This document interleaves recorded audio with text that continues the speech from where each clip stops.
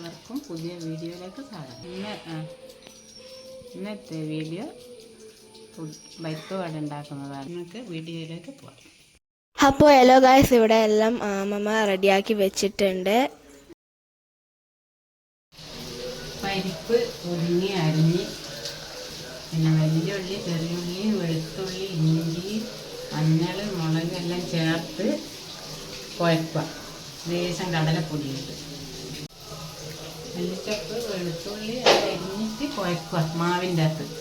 ഇതെല്ലാം ചൂടായതിനു ശേഷം പിന്നെ നല്ലോണം ഇത് പരത്തി ചെറുങ്ങനെ പരത്തിയിട്ട് ഇടുക.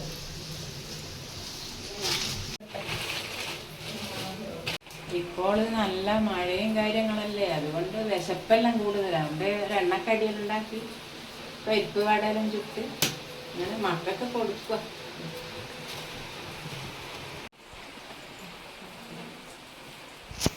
നമ്മൾ കയ്യിൽ ഇങ്ങനെ ഇട്ടിട്ട് ഞാൻ ആക്കിയിട്ട് ഇട്ട് കൊടുക്കും.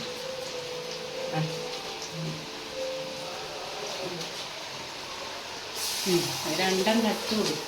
ഇനിയും വീഡിയോയിൽ എടുക്കുമ്പോൾ ഞങ്ങൾ കഴിഞ്ഞ പ്രാവശ്യം ഇടാത്തത് കൊണ്ട് ഇനി ഞങ്ങൾ ഉഴുന്നുവട ചുടുന്ന കളറ് വരണം, എന്നാലാണ് എടുക്കാൻ പറ്റും. വെച്ച് ചുട്ടാൽ മതി. എനിക്ക് ഇതെല്ലാം ശീലമുള്ളത് കൊണ്ട് നമുക്കൊരു പ്രയാസവും തോന്നുന്നില്ല.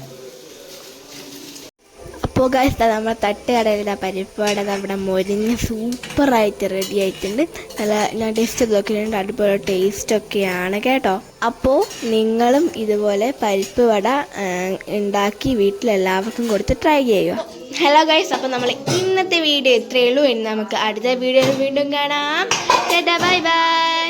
സബ്സ്ക്രൈബ് ചെയ്യണം, ലൈക്ക് ചെയ്യണം, ഷെയർ ചെയ്യണം.